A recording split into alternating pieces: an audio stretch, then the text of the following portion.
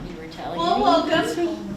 My name is Liz Inslee. I'm an assistant history professor here at Weatherford College, and it is my privilege to introduce Susie Jary, who is an associate professor as well and a clinical coordinator for the Human Service Provider and Substance Abuse Counseling Certificate here at Weatherford College.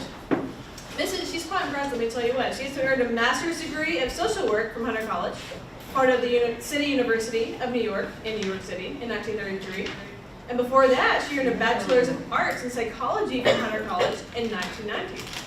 Ms. Jary is a licensed clinical social worker supervisor and is a board certified trainer, which is highly impressive, I think. Educator and practitioner of psychodrama and group psychology. She was elected as Weatherford College Faculty Member of the Year, highly impressive, for 2018, and was recently inducted into the Jack Harvey Academy of Exemplary Teachers. I think we should all give her a warm applause. Excited to hear what she has to say. All right, well, thank you, Liz. So you're all here today, and we're going to talk and explore practicing self-care for career longevity. So,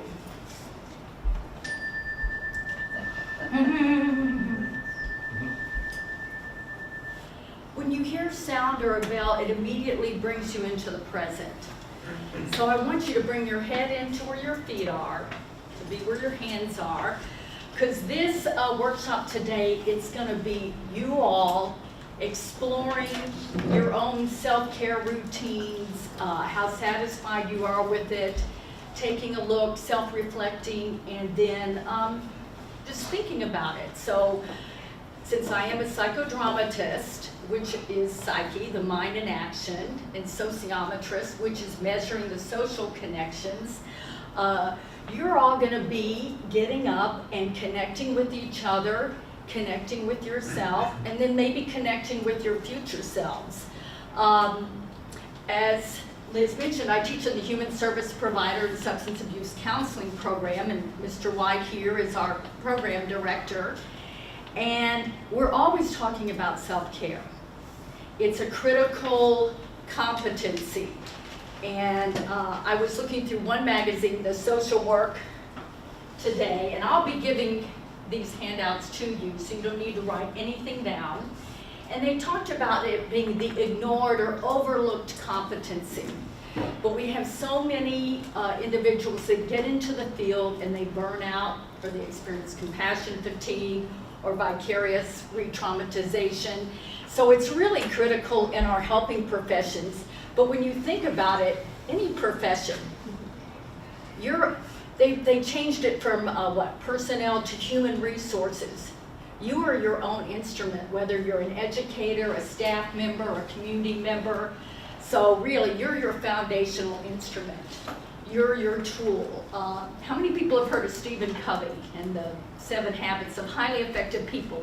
He talked about sharpening the saw, really getting your personal self ready and honed, and to sharpen the saw. So you have to kind of stay honed and groomed and ready for what's next.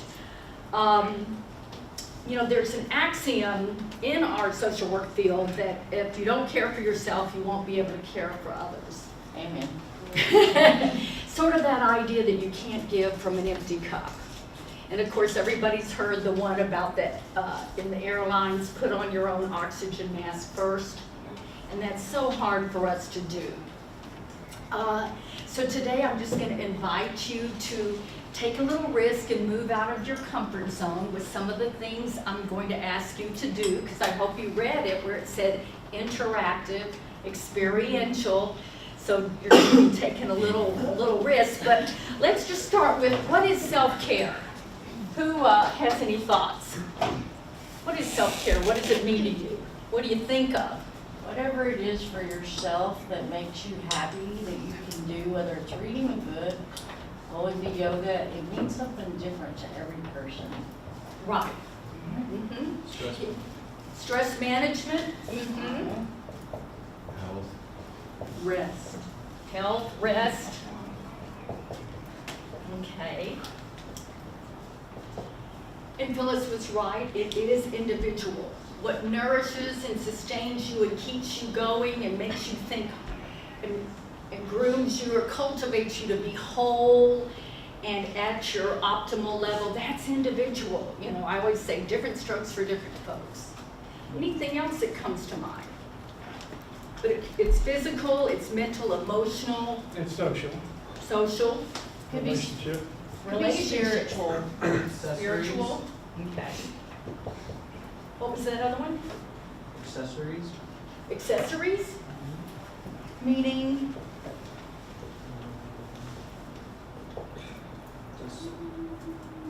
Just different items, things? Yeah. Right. Sometimes, you know, having a certain pen, you know, I've got to have this pen to write with. You know, there's little things that give us a little thrill, little itty bitty things to sustain us or give us a little, you know, joy moment. Okay, so later I'll give you a handout, but in the Social Work College at Buffalo University, they have a self-care starter kit. And they said self-care refers to selective actions that restore balance in our personal and professional lives. So that was the idea. So I'm going to ask you to just take a breath, and this is going to be non-threatening. It's not clinical, but as we heard, social and belonging. Weatherford College is a community. We're part of a larger community. And one of the ways we can care for ourselves is to have connections, a sense of belonging. So I hope in here we can kind of build a little community too. You know, pace yourself in what you want to reveal, because this is a presentation. I can't guarantee confidentiality. At the same time, we're going to be talking about ourselves and how we care for ourselves. So if you agree that this will be a safe, non-judgmental space, I ask you to stand up.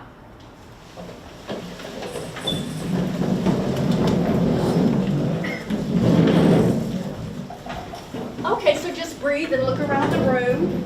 Okay, and let's just see who's in the room. So in psychodrama, there's something called a locogram, and that's by locations. So if you are a student, come to this area. If you're faculty, over here, this area. If you're administration, board, or staff in that area. And if you're a community member coming to see what's going on with the students, over there. Community member Phyllis is... I'll be a community member. Oh, I love it. All the good students. Okay. All right. Faculty member there. Okay. Sure, faculty's over there. Okay, so we've just made some information about ourselves visible. We've made the invisible visible. We immediately know how many students, where we are, and usually there's an other. I might have an other here. And you'll see that later for something. And many of you can probably put a foot in each one of these. Maybe you're administration and you teach, or vice versa. But I just kind of wanted you to get connected with your group. And we're just this is gonna be kind of a warm up. So I want you to turn to someone in your area that you don't know, and you're going to take 3 minutes. I'm going to have to get to my bell. You have 3 minutes. So each person has a minute and a half to say what made you come to this particular presentation today. Go. All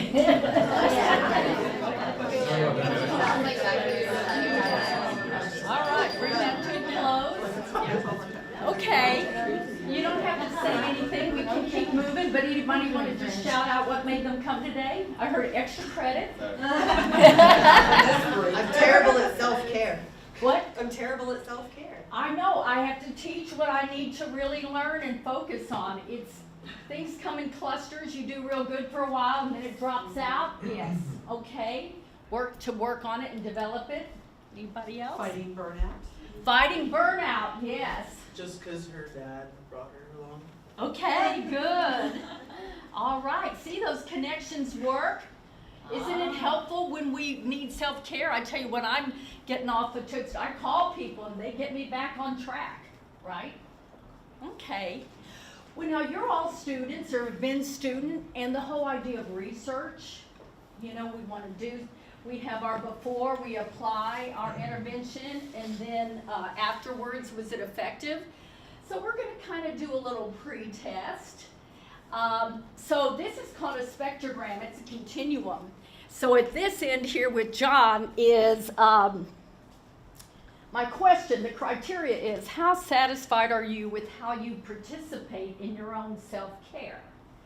So at this end is, well, maybe let's go to this end, for not satisfied at all to totally satisfied. So where would you put yourself along this continuum of how satisfied you are with how you participate in your own self-care? So we have to alter that. Okay, not at all, totally satisfied. All right, so listen up. That was a good criteria. We're doing this for today, in the now. So I want you to find someone else that you haven't talked to that's standing near you on this continuum, and you've got 3 minutes to tell each other what's making you stand at this place along the satisfaction continuum. Okay, go.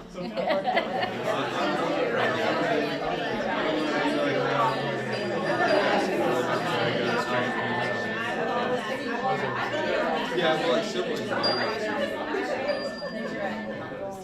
Okay, so we see we have a lot of people that are, it looks like it not at all the way to this end. And do you want to, I heard Leela Morris is one of our Weatherford College board members. And so she just, made a comment as I came over here. She said, I'm retired.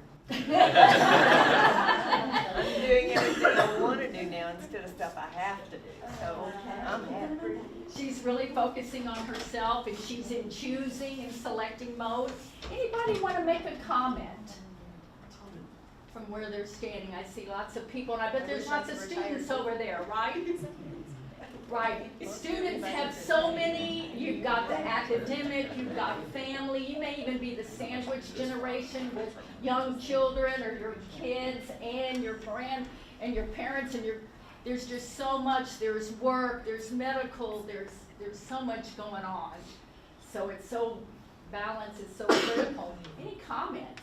An easy thing is, it sounds crazy, but during this winter time when it's so bleak, doctors have said make sure you take like 5,000 milligrams of vitamin D. That's something I didn't know. I didn't know the amount. It makes a big difference in like mental health. C or Z? D. D. Awesome. We get sunshine. Yes, we get less sunlight. And actually, I don't suggest tanning beds, but during this time of the year, I will go to a tanning bed to get that fake sunlight. I don't suggest it because it is not something you want to do every single day. No, okay. We're talking about sad. Yeah. Yes, sad. Seasonal affect disorder, right, like a day like today? Yes. Okay. Well, many of us, there's lots of obstacles that get in the way of ourselves, taking care of ourselves, creating a routine and a habit, healthy habits to stick with, lack of time, lack of energy, too many responsibilities.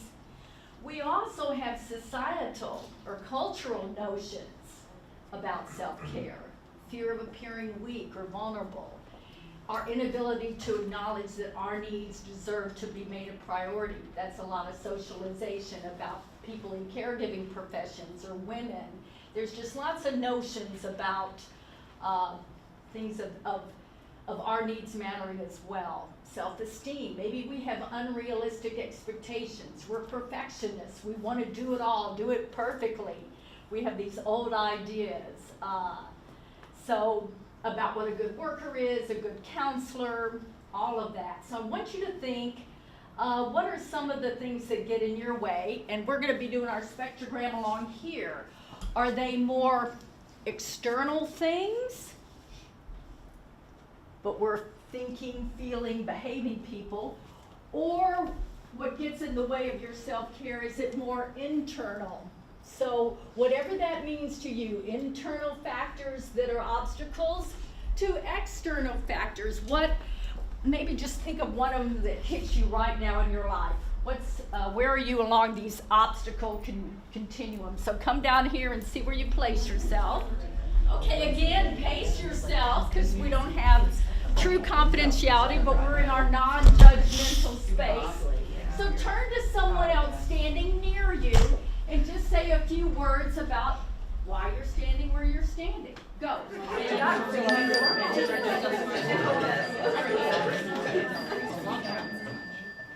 anybody just want to make a comment out loud? Or? Okay, you don't have to, but I just want you to, are you hearing people kind of that you're connecting with that kind of feel the same way you do or going through the same things? Right? Yes and no? Close enough? Not so isolated? You're not the only one? We're not so unique and different? We're meeting some new people? We're normalizing our anxieties. Oh, okay, our licensed professional, normalizing our anxieties, we're not the only one. Yeah. You know, I tell you, you know, in recovery communities or 12-step programs, self-help, that whole idea of not being alone and not being that terminal uniqueness, it cuts through that and you don't feel so alone. Oh, this is crummy, but I'm not alone. Oh, good. You know, all of a sudden you feel better. Things are crummy for you too. And we can, you know, rise up and thrive together. So just, you know, we've got a whole, right, Leela, she's laughing. So anything, okay, so we just kind of looked at how satisfied you are, what are some of your obstacles. Now I'm going to invite you to come back to your seats, and I have a self-care, you have 2 sheets of paper with the self-care behavior sheet. I want you to sit and take a look at it. This is for you to focus on you and reflect.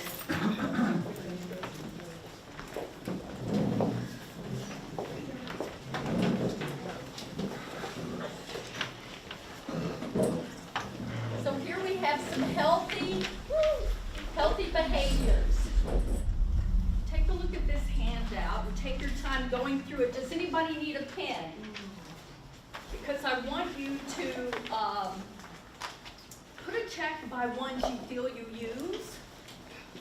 I mean, we don't have to do everything, but I want you to just reflect over it. I think we heard earlier, it's what makes you happy or kind of nourishes you or sustains you. It could be things that are good for you to do, like brushing your teeth, drinking water, depending on just all these different aspects. We have the social, spiritual, stress management. In the article on self-care, the overlooked competency, it said that many people say, oh, I don't have time to do me.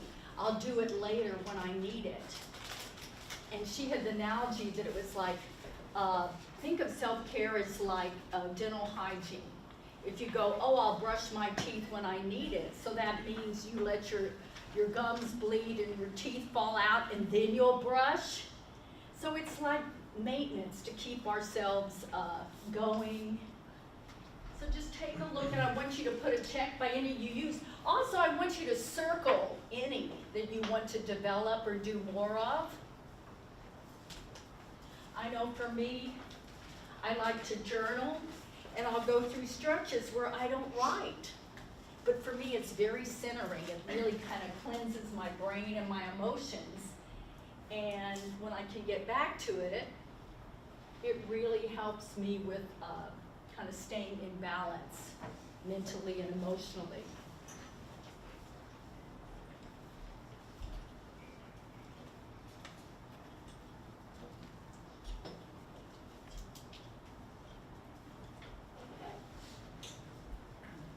Would you define meaningful ritual? Meaningful ritual? I think whatever it means to you, bless you. Yeah, I mean, I've done retreats with women, and we do rituals where we'll maybe write down fears and put them in the fire.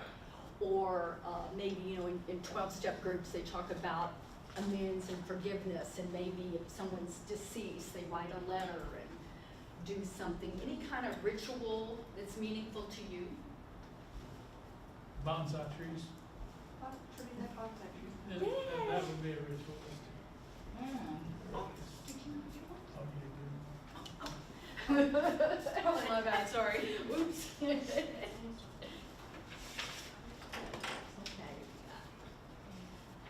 It could be motorcycle riding. Yes. It could, for your fun and joy, because you want recreation, all the aspects.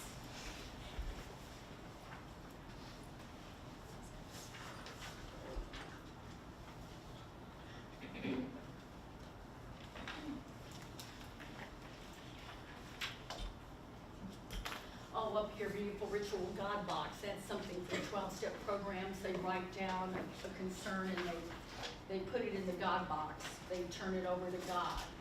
So, but it could be something else for you, some sort of higher power can, or nature, or whatever is meaningful to you. It doesn't have to be religious based. And maybe none of those are meaningful to you.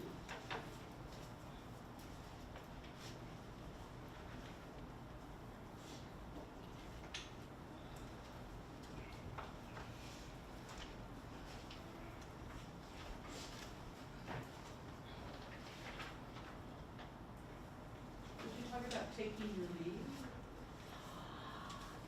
That one I think of when you're in a relationship that really is no longer working.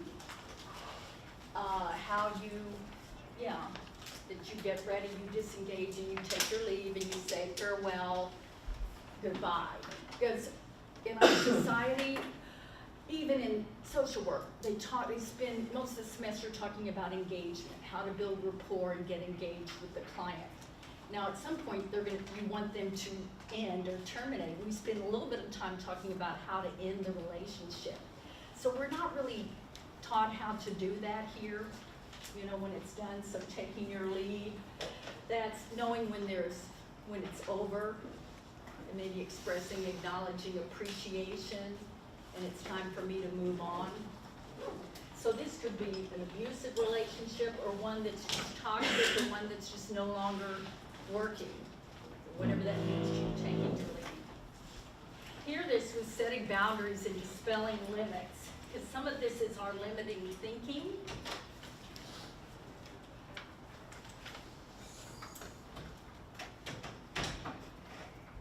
Any other questions about some of these on there? Were there, and add your own. Maybe there's something. Is flossing up there?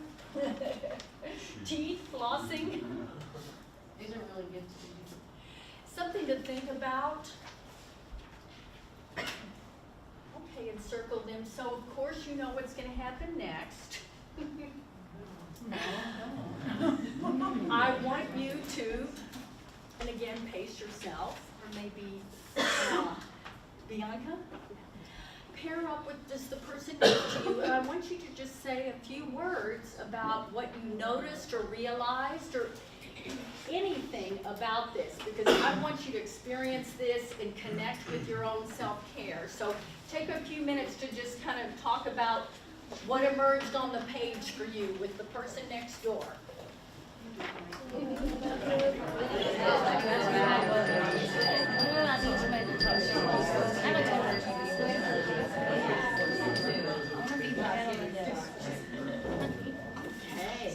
All right, there was lots of talking and yeah, so on one of, so anybody want to make a comment about anything?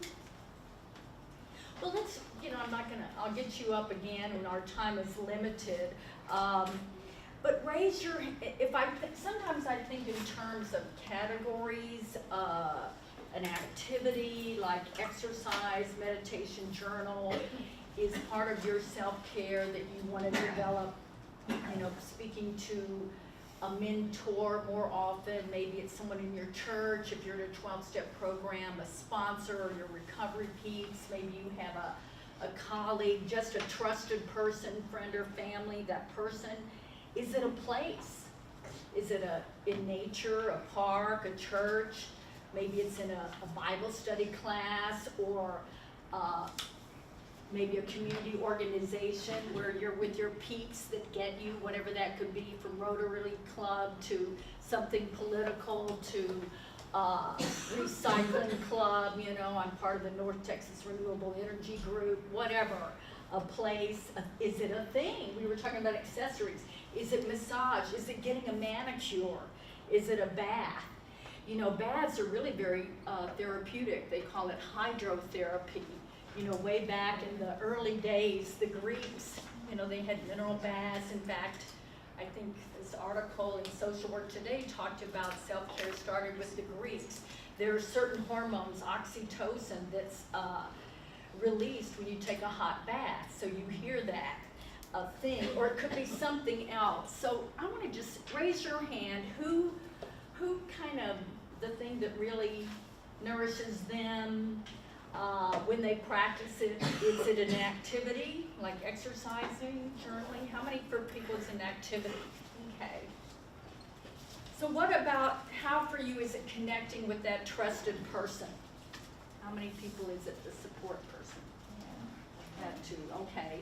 For how many people is it a certain place? Is there a place? All of them, okay, good. I'm glad you have an assortment and a menu of ones to choose that are, you know, which ones are readily available. Who for it is a thing? Is it doing a craft? Is it doing, okay, yeah, craft, sewing. The shopping Yes, it does. I had a student who said, kind of her downtime was she just, you know, kind of just walked around shopping. She didn't buy anything, but just kind of mindless looking and curious. It kind of got her into the present zone, took her mind off things. And is there an other that somebody wants to share? Is there something? I wrote down hugs. Hugs. Because I read something recently about how we need longer hugs in order for the body to react chemically beneficially, and that we desire hugging, but we don't hug often enough or long enough. Right. Touch can be very therapeutic. I mean, it means a lot of different things because people have been harmed with touch. But for the elderly or some people, there is good touch. Just holding someone's hand can be very grounding and reassuring. Hugs. On the back of your sheet that had the bibliography is a poster from this social work self-care kit. And on it, they have some of the things that you need. We had heard about vitamin D or hugs. They talked about laughing. You know, that was, there were their suggestions about good self-care from this poster. Things such as, you know, light exercise, green space, laughter strengthens the immune system, boosts energy and diminishes pain. Children laugh over 300 times per day, and the typical adult chuckles 15 times per day. I used to, there was a friend I used to work with, and every day we'd kind of say, oh, have you had your laugh today? Have you had your laughs? Okay, and also on that little poster it talks about taking a vacation, time off. I mean, even in four-year colleges, instructors have sabbaticals. We all need to be renewed and refreshed to make it new. Eating well, omega fatty acids, vitamin D. Okay. Time off, eat well. All right, well, as I was studying about this more, they talked about emergency self-care. And so turn your page over to the self-care behaviors, to the stress management and self-care slogans. People know me as a person that kind of collects slogans, and I used to work with professional performers in transition, and they would be scared about making change. So I put together some slogans that I think could be in that moment self-care, because we saw there can be internal factors that disrupt us. So I want you to just take a look at this, these slogans, and up at the top kind of was 5 categories to manage stress: spotting ungrounded fear, your self-talk, support, self-care, skill building. But maybe take a look at some of these slogans down the way, and what are some that you might use and practice in the moment? Because this is all about practicing. So just take a few minutes. So I'm just gonna ask, do you see some you like, or is there one that maybe you've never heard before you might use? Anybody see one they like, or?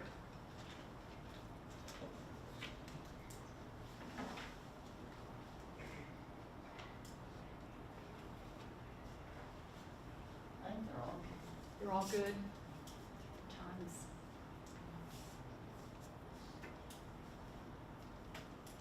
people don't realize how much balanced nutrition is important to. Balanced nutrition, yes. People were talking, I was just in the Weatherford College Coyote Closet We Care Club, and they were talking about hangry. When you're hungry, you're angry. I had a friend who always said she knew when she was angry, she needed a nap. Our body records its messages. Your head gets foggy and you can't concentrate.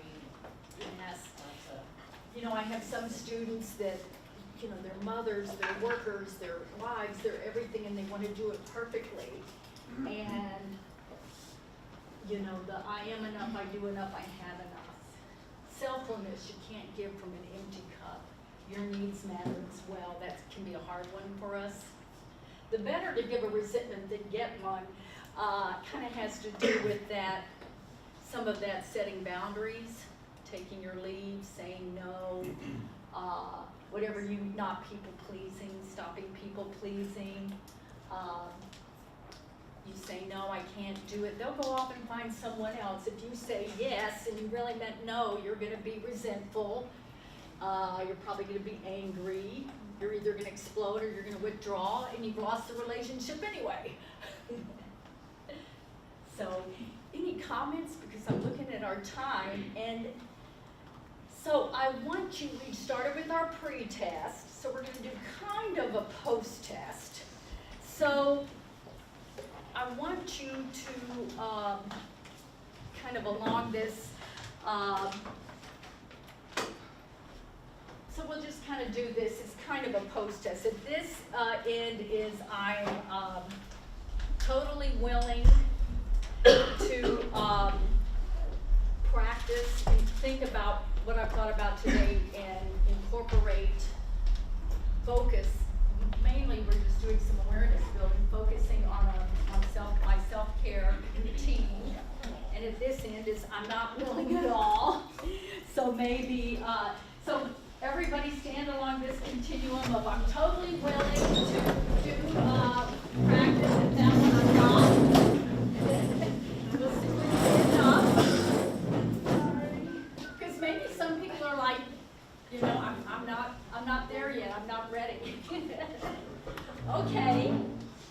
good job. So I want you to find someone, turn to someone standing near you. So we've got some totally willing and not so willing, or whatever. My guys. Mainly, I want you to come on down, totally willing. Yeah. Realistic here. Okay, so find somebody standing near you that you haven't talked to before, and I just want you to say, what are you taking away from this workshop today that is meaningful to you and that you're going to apply for you in practicing self-care for career longevity? So tell them, talk about your takeaway or your insight from today. Find someone and tell them. Okay, good. Everybody's talking, so I'm assuming that everybody's had an action insight from doing this, or had some sort of renewed willingness, or maybe you're just going, I'm not there. Yeah. Any comments? This was great. The list was great.